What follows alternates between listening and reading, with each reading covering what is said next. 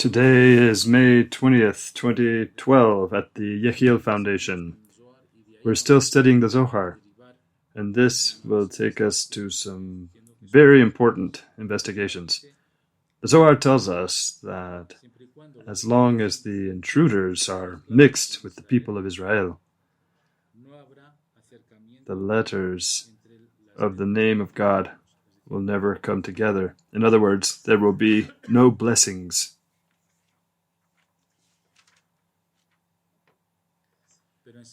But as soon as the intruders are wiped off the face of the earth, the redemption will descend.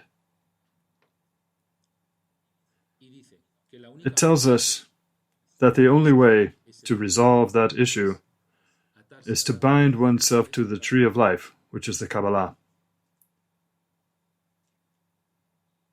And happy is he who is intimately bound to the Kabbalah.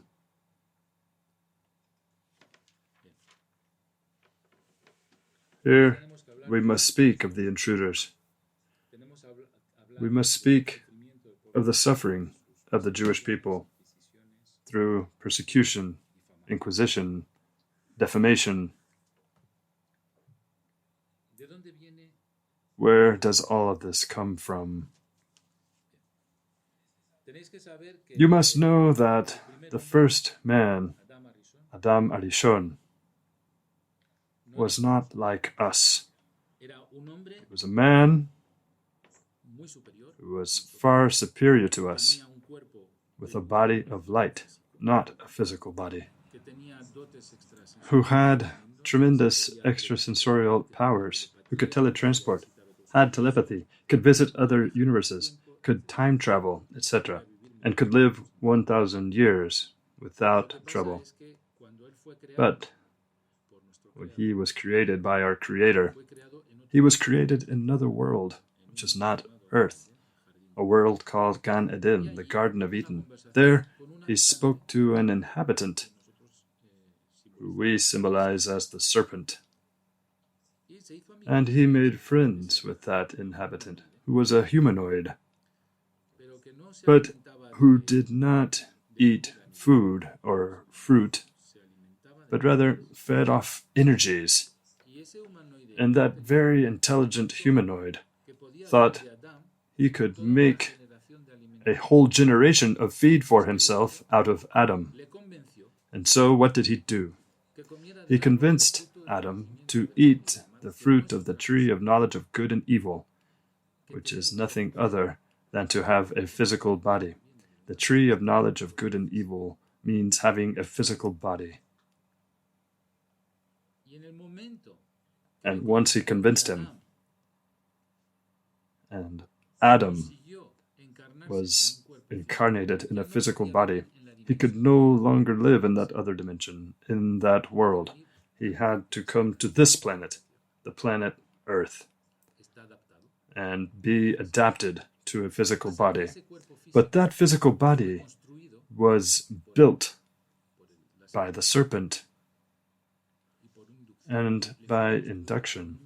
He built the body with limitations, a mental limitation and a biological limitation. Instead of a 12-helix DNA, he was made with a double-helix DNA. That is, he amputated, injured, disabled, mutilated, enslaved, and reduced him to a near animal state. That is what the serpent, that humanoid, did to Adam. He mutilated him, a mental mutilation. When he reached this world, he had lost all his extrasensorial powers, all the intelligence that God had given him, an infinite intelligence that we can't even imagine. All he had was the instinct to survive, eat, hunt, not be cold, and above all to be very afraid, because with his shortcomings he could not cover himself. And from that fear there flowed an emotion that the serpent eats from that other dimension, those powers of evil feed off our fear. They feed off our bad emotions, our base emotions, such as rage, resentment, envy,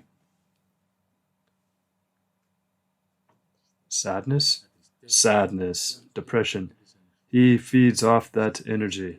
That energy comes from our life energy, and he lives off it. And also off the power that comes from the procreating power of our sexual organs. When we misuse them, that life energy is robbed by this serpent, by the serpent and the serpent's family. So what happened to man? Instead of a divine being, he became a mutilated being. That is us. Very disabled beings. And since we are so mutilated and disabled, it's easy to be manipulated. Because furthermore, the technological advancements of that serpent were so powerful, he could dominate the electromagnetic energy and therefore manipulate the electromagnetic energy of our minds. So he could read our minds, manipulate our minds, and induce complaints and conflicts. He can induce fear. He can create circumstances of powerlessness. And that is what is creating a humanity that has sunk into chaos and pain.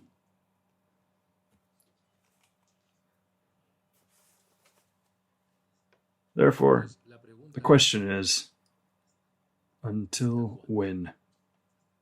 Until when shall we have to live with this mutilation, with this disability, this mental and biological disability?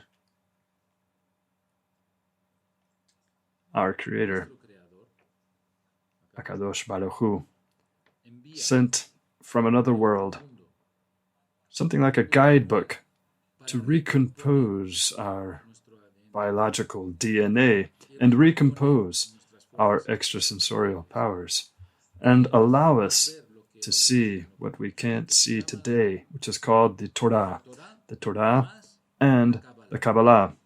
And inside the Torah and the Kabbalah, we have all the laws of physics, quantum physics, astrophysics, and all the other dimensions that physics haven't even heard of. But then another stumbling block was put in our way, called the golden calf. And Moses became angry, and he destroyed that guidebook. And then after a time, he was sorry, and he went to get another Torah. But that other Torah that he returned with was veiled, hermetic, and very difficult to decipher.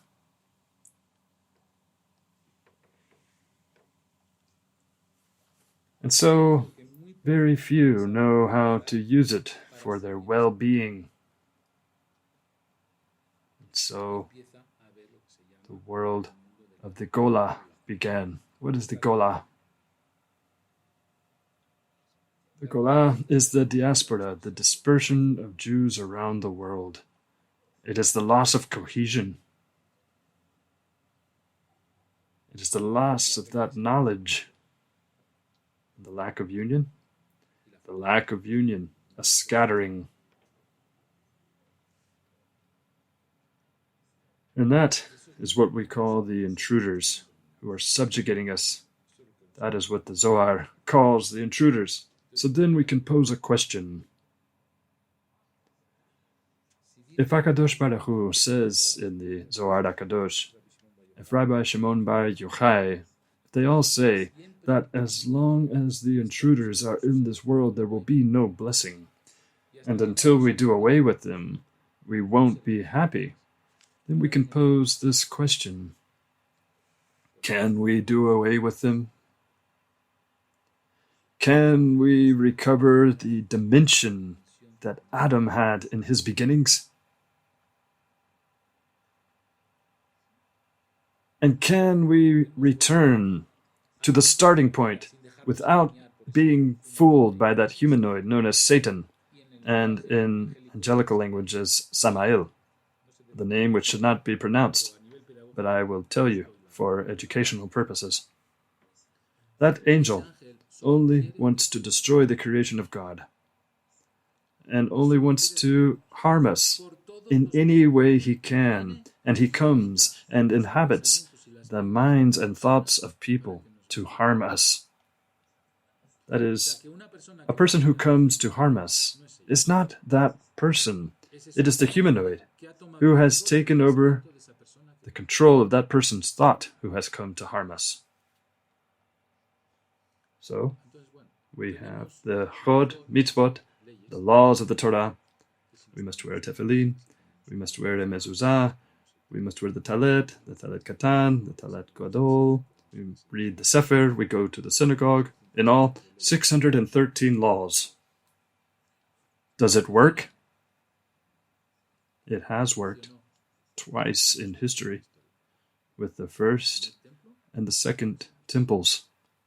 With the first temple, the forces of evil could not harm us, nor could they with the second, because in the time those temples stood, with the rites that the priests, the Kohanim, performed, in that time there were no divorces, nor foscos, how is it called, abortions, nor were there murders, nor was there war, nor was there a lack of food or water. There was no famine. There was well-being and harmony. We lost the two temples, and we fell again. Are there any questions? Yes, there were many internal wars in that period, wasn't there? There was a lot of internal conflict. There was a murder inside the temple. No. They referred to the 10 miracles that occurred every day while the temple stood. Not even flies could enter the temple. And the candelabras never went out. There was eternal fire. There were many miracles. There's a list. You can look them up in the Talmud of the constant miracles during the time of the temples. And the history that you refer to of murders are educational stories that are not about murders per se. They're about something else. They want to teach the laws of reincarnation, but I don't want to get into that right now. We have the story of Pinchas, who killed Zimri and Cosbi in the temple. But that is a pedagogical rule about how reincarnation works, which is not the purpose of our class today. So, let me go back to my question. Should we continue with this mutilation, or should we free ourselves from it? What do you think? Free ourselves. It's about time, isn't it? We have to do it. We've been mutilated for 5,772 years. Since Adam ceased to be Adam. Since man was created. But we have to reach that, don't we? We can't just say it and that's it. It's like the tikkun. To be able to return to what we were before. That's the purpose of this class. That is my purpose. And to solve this very serious and difficult paradox, I have had to study quantum physics and astrophysics. But not as a physicist, but as a researcher. And let me tell you this. Do you believe that the strength of Adam was lost? Or is it still out there somewhere? And can it be recovered? Recovered. Where is it? Because if you tell me where it is, I'll go get it. And we'll all be like Adam in Gan Eden, and the mutilations will be over, and the manipulations will be over. It's been stolen. No, it's not been stolen. It's been hidden. Hidden where? In light, as an energy. It's like a disc that was put in, and then brought out, and then destroyed. But some part of it still exists. But where? In our minds, in our beings, somehow. There must be a remnant of what it was. It's in the Kabbalah. If it was in the Kabbalah, the Kabbalists would have reconstructed it already, and we'd be Adam Arishon, beings of light, with all our powers intact. And we're not beings of light. We're beings of carbon, of flesh and blood. So where is it in the connection with Hashem? I suppose that when Adam lost that light, the light then returned to its origin. That's the closest answer to what I was expecting. It's in the divine matrix. What's the divine matrix? We explained this in a former class. It's the empty space between atoms, which is an electromagnetic vacuum that is very intelligent, and that is a divine vacuum, but it's not empty. It's a divine mind of the highest quality. And that forms part of us, because for us, the physical part of us could fit on the head of a pin. Everything else is empty, but it's not empty. We said that the space between atoms is not empty. Rather, it's an intelligent electromagnetic essence called the divine matrix. So, we must seek in this divine matrix the DNA of 12 strands that was lost. 12 strands. We have 2. What are strands? They are helixes. Excuse me? How do we know that there are 12 of them? Because there is a name of God of 12 letters called Yabuk, which gathers all of the strength of the tree of life, which is the Ihyeh, Yud He Vav He, and Adonai. And combined gives us the name of God. Yud Aleph Aleph, He Dalet He, Vav Nun Yud, and He Yud Yud. Look at it in the vertical direction. Yud He Vav He. This is the name of God that channels. Aleph Dalet Nun Yud Abonai is the name of God that receives. Yeh Aleph He Yud He is the highest essence that can reach the earth. That is the name of God. That when Moshe Rabbeinu asked God his name, he said, "My name is Ihe Ashe Beye," and you will tell the people Iheye. This is the name of God. Aleph He Yud He. So Abonai receives it, Yud Ke Vav Ke channels it, and Ehyeh is the essence that reaches us. So how many letters do each of these names have? 4 times 3, 12. And there we have the 12 helixes. And what are the helixes that we have now? 2. Where do those 2 come from? Vav He. Bravo. This is all we have, which is the physical body. Because Yud He is the soul, Vav He is the body, and they have stolen our soul. And we have not been able to use this as a recipient, and this has not descended. And Zohar Ha Kadosh says that while there are intruders among the people of Israel, it will not be possible for the name of God to join them. So now, how is it recomposed? It is recomposed by, if we begin reading it vertically, now we recompose it reading it horizontally. Yud Aleph Aleph, He Dalet He, Vav Nun Yud, He Yud He. Where is that name? It's in the divine matrix. What must we do then? We have to seek it out and bring it to this physical world. How? To go from one place to another, we need a chariot, don't we? A chariot or a wagon. How do we say that in Hebrew? Merkavah. We have two Merkavah. The Merkavah Tartona and the Merkavah Eliona. We have the lower chariot and the upper chariot. We have two vehicles in which we will load those names of God and bring them to the physical world. And what are those vehicles like? Who knows the Merkavah Tartona? And who knows the Merkavah Eliona?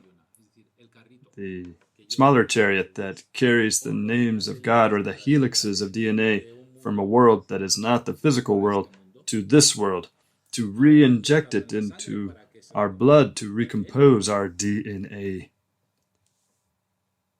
You, as a physician, seem very interested in this. How can DNA be rebuilt? Lost DNA.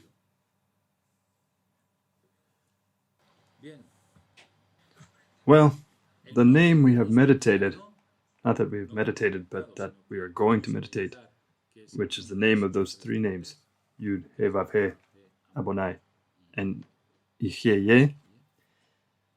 We have to take it from the Merkavah Tartona to the Merkavah Eliona, from the chariot of below to the chariot of above. It's like a tractor trailer with a car inside it. We put the goods inside the car, and the car inside the tractor trailer, and the tractor trailer brings it all to its destination. One fits inside the other, and it's brought to us. It's pure engineering.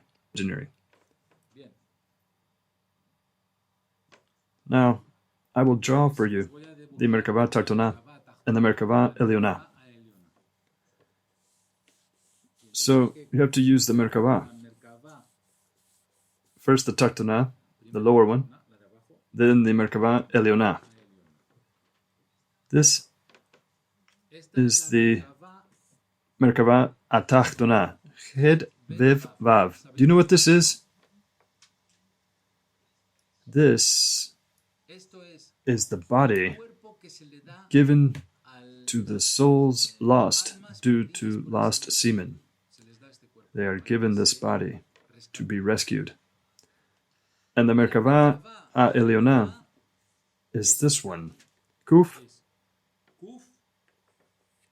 Resh, and Ayin. We have it in the Anebehua.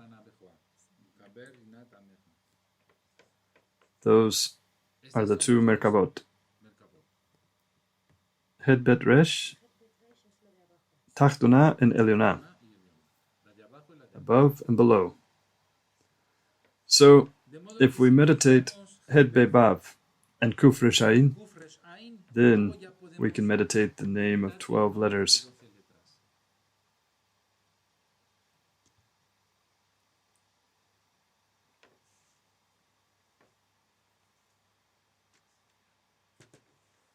Which would be Yud Aleph Aleph, He Dalet He, Vav Nun Yud, He Yud He. The three names that I showed you vertically, now written horizontally.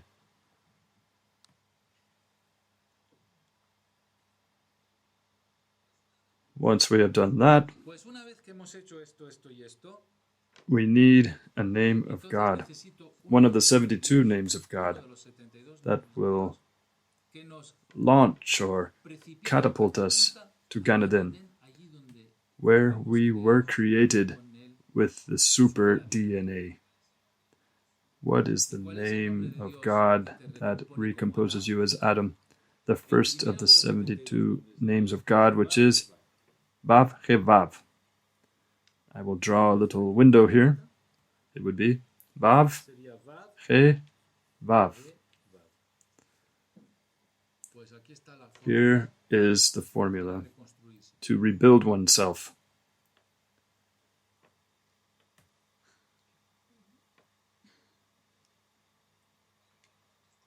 And then we will find ourselves facing Satan again, the serpent, who will ask us, what are you doing back here? And what will I tell him? I've come to destroy you. And I will take a Merkava Eliona and add the name of Satan. Satan is a sin. Et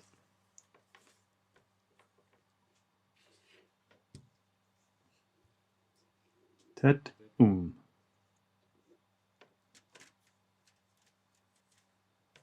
What does Krasatan mean?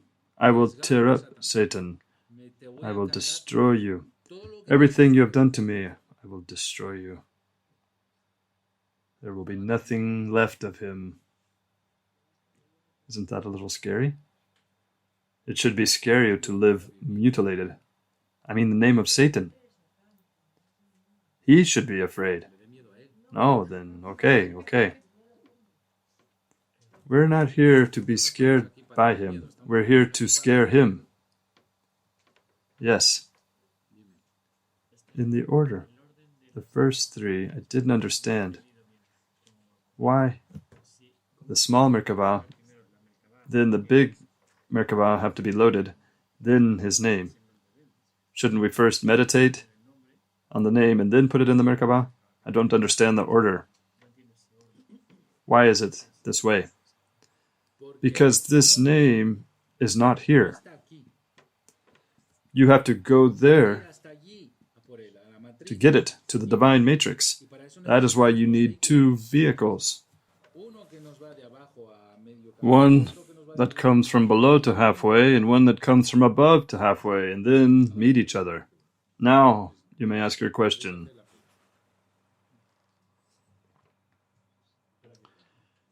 I was wondering why, or not why, but I hope that when we do that meditation exercise, well, how will it influence, or how much will it influence the others?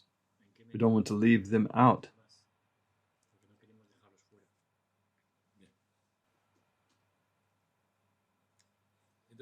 Let me explain it then.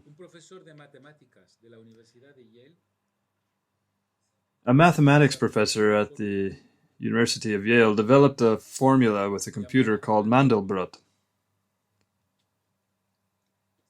And that formula says the following. I'll sketch it for you. I'd like to have another chalkboard because I don't want to erase this. It says the following. If we set up a chaotic or disorganized system, and that chaotic and disorganized system grows like the branches of a tree. I'm drawing it. Well, this looks more like a cancerous tumor than anything else.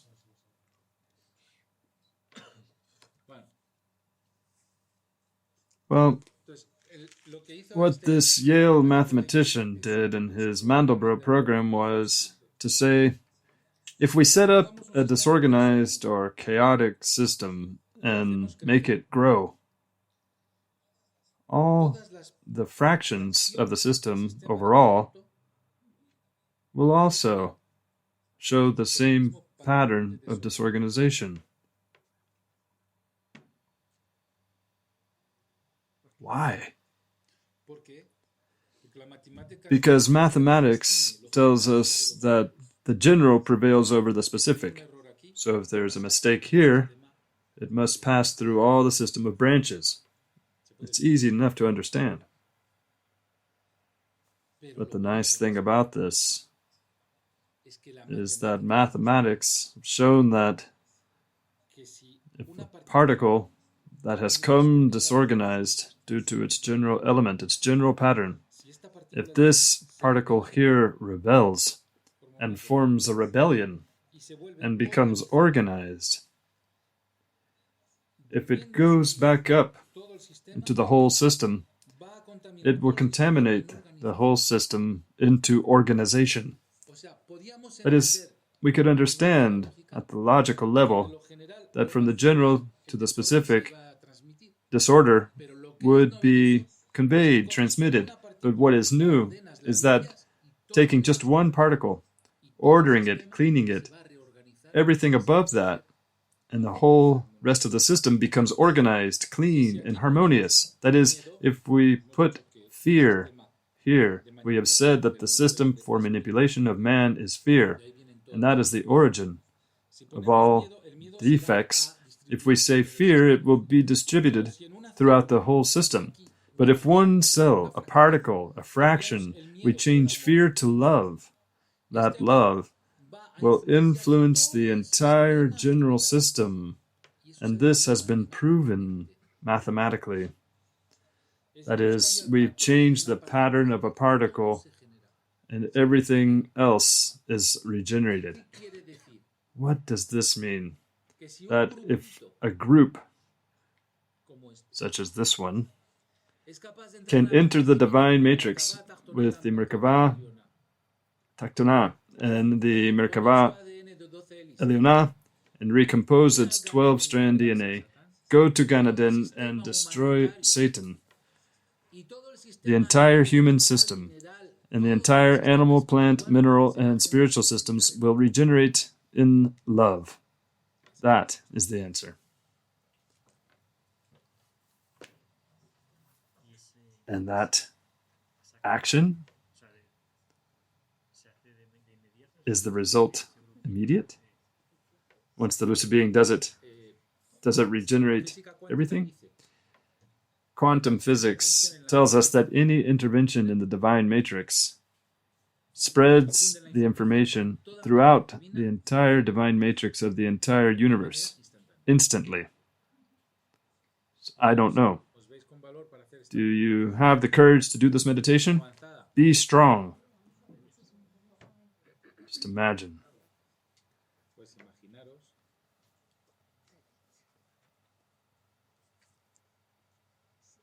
How many stumbling blocks we have had to overcome to reach this moment. Because don't tell me you haven't had any stumbling blocks in your lives lately. Why have there been so many stumbling blocks? Do you think he didn't know we were coming for him? I am not surprised.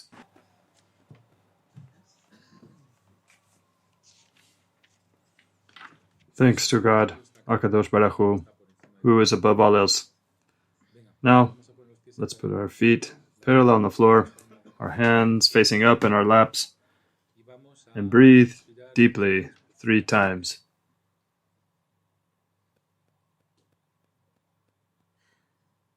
Let's relax.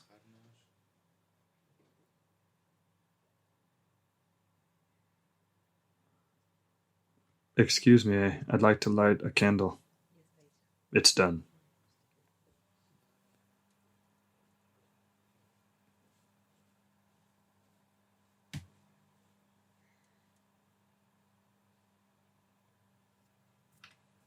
And now we envision ourselves inside a Star of David and several names inside the Star of David, which work as a screen.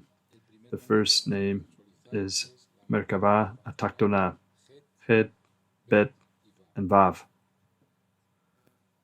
So the letter Het appears. We illuminate it. It comes to us in white. The letter Bet appears. The letter Vav appears. And now, in another Star of David, another screen, we will call the second Merkava, Merkava A Eliona, Kuf, Resh, and Ain. Kuf, we illuminate it. Resh, we illuminate it. And Ain, we illuminate it.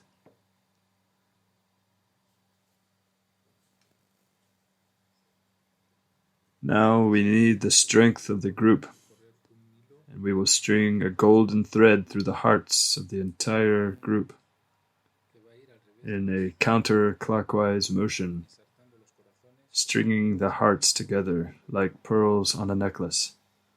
And we see how it begins to spin at a high speed with very intense light, as if it were a sunbeam.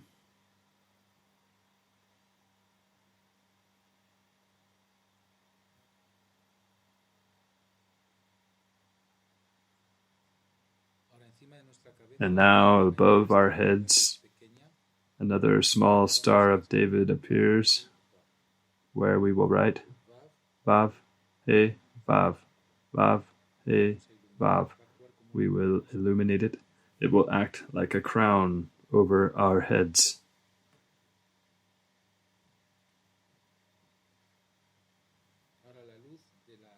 And now the light of the Merkabah Ataktona and the Merkabah Eliana. We will bring that light through the thread that unites our hearts. And it will be like a chip inside that thread that goes through our hearts, which is what has the maximum capacity for magnetism. And we see how this golden thread with those two strength, Het Bet Vav and Kuf Reshain, we'll see how they get bigger, stronger. It looks like the rope used to moor a ship. It crosses through our hearts. It strings our hearts together.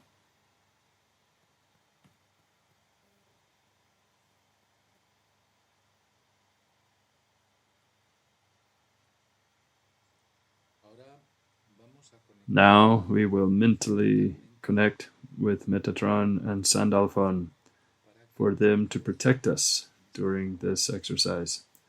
They will be our spiritual guides.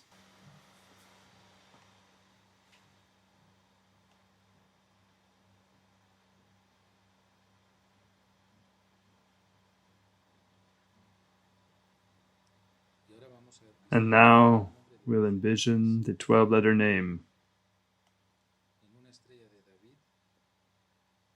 in a star of David.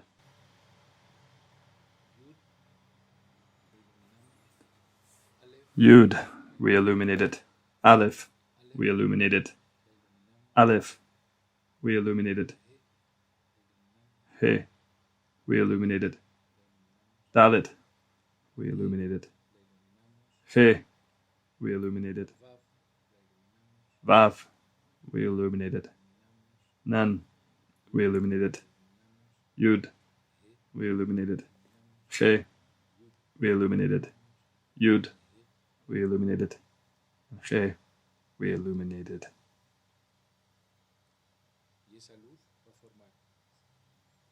And that light will form a single central light, which is attracted to our golden beam of light that shines through our hearts. And now we see that in addition to crossing through our hearts, it goes into our bloodstream through the pumping of our hearts. And we see the recomposition, the 12 strands of our DNA, turning us back into superior beings. And we see the letters Vav He Vav that we had above our heads, how they are illuminated because we rebuild ourselves. Like Adam, we see how we are rebuilding ourselves as beings of light. We only know love. Fear no longer forms part of our genetic makeup. Only love.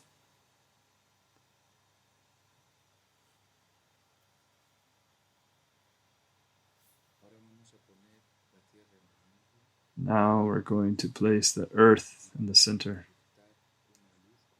And we're going to project a light, like sunlight, that comes out of the light beam going through our hearts. And we see a reverberation of light that imbues the entire people and illuminates them and rebuilds their 12-strand DNA.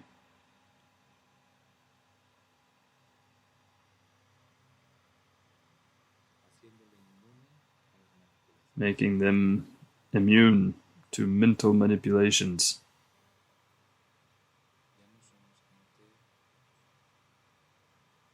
We're no longer people who are manipulated or amputated or disabled. We recover all our strength, intelligence, and power just as God gave Adam in his day, because we are Adam.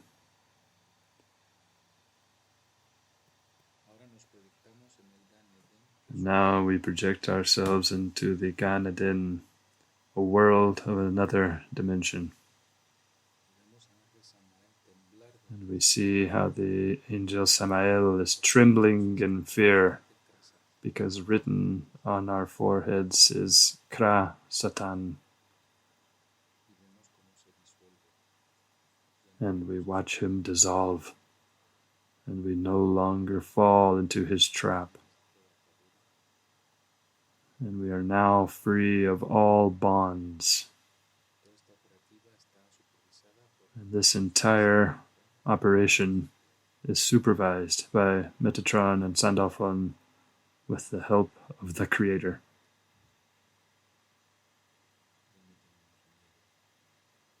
We're no longer afraid.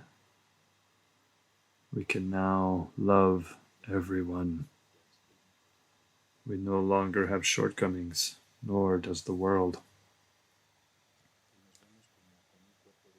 And we see ourselves as if we had bodies of glass. Enormous and powerful, unassailable, and free from shortcomings. And now I leave you to converse freely with Metatron and Sandalphon.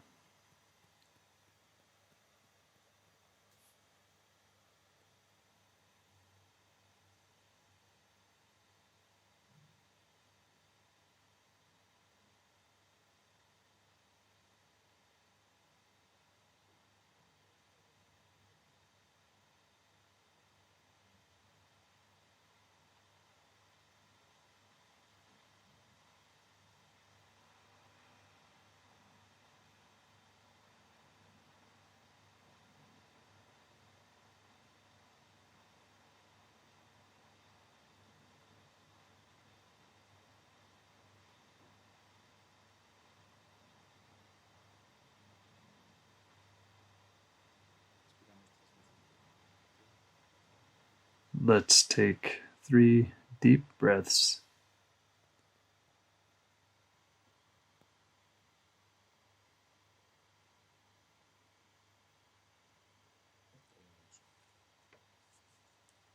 How beautiful. Well, I saw him disintegrate and melt.